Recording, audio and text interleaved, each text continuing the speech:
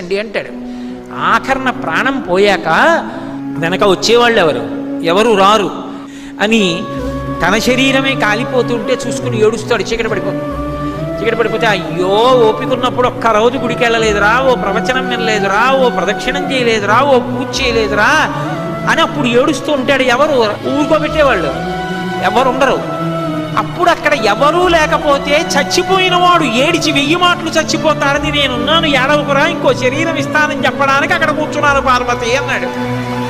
ఆయన్ని పట్టుకుని శ్మశానవాసి అని చెప్పి నింద చేయడం కన్నా కృతజ్ఞత ఇంకొకటి ఉంటుందా? అంతకన్నా అసహ్యకరమైన విషయం ఇంకోటి ఉంటుందా? అలా అన్నవాడు అసలు మనుష్యుడు అనిపించుకోవడానికి వాడు యోగ్యుడే.